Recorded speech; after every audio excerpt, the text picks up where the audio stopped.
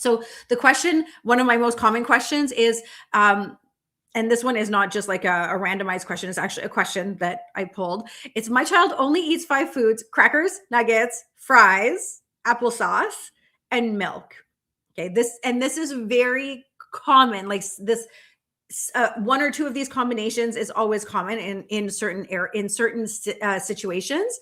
And this family, we've tried bribing, rewards, feeding therapy, and nothing works. Is it just sensory, or is there something else going on? So we've had, and this actually brings me right into the thought of a specific family that came in very late in the game. So I have a lot of conversations in my Instagram messages, and this one family really stands out with this question that I want to touch on, because one of the reasons that this individual joined our program was because of the progression of what happens when you have a picky and sensory eater that starts to lose foods.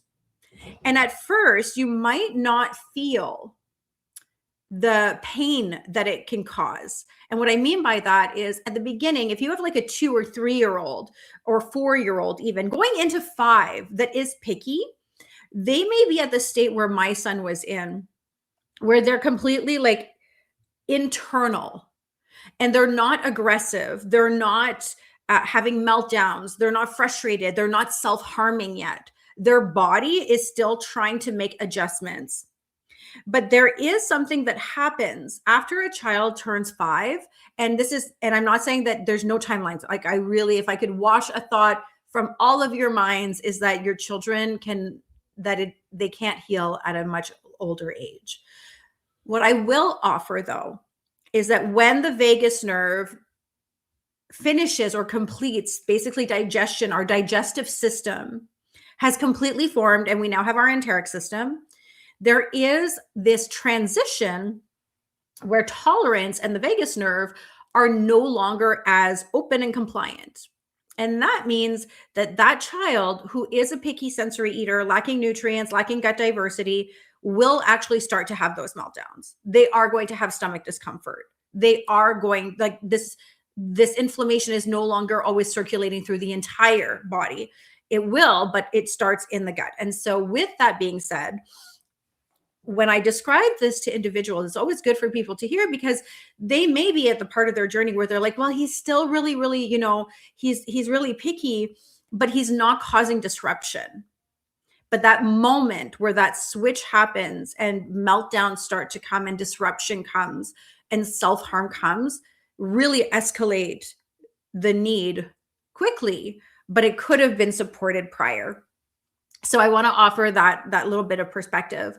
And the thing is with picky eating is it's biological, right? It's also a detox response. Like, it's a lack of our detox system.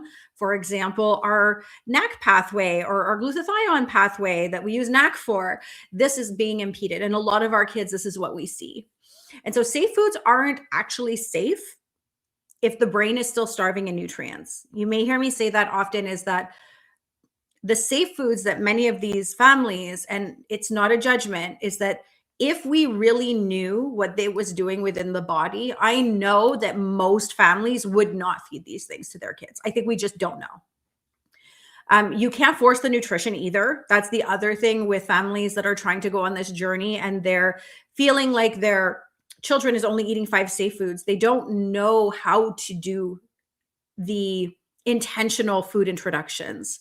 And food chaining uses what already works to build momentum. So that's my last thing that I will offer, is that food chaining is an interesting concept. And some people food chain, and all we can really show online in examples is like bigger chains, like basically like going from, for example, potatoes, or sorry, like French fries, McDonald's French fries, to regular French fries, to sweet potato fries, to like some sort of like sweet potato baked thing.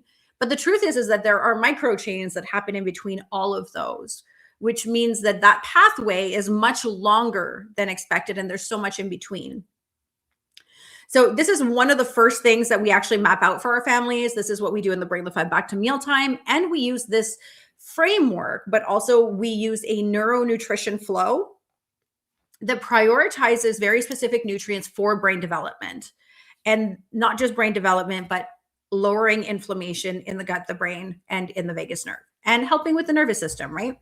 So that's going to be kind of what I want to answer to question number one, is that if you have a child who's struggling like this, and if you're almost at that state where the family that I'm thinking of, they only ate Oreos and milk.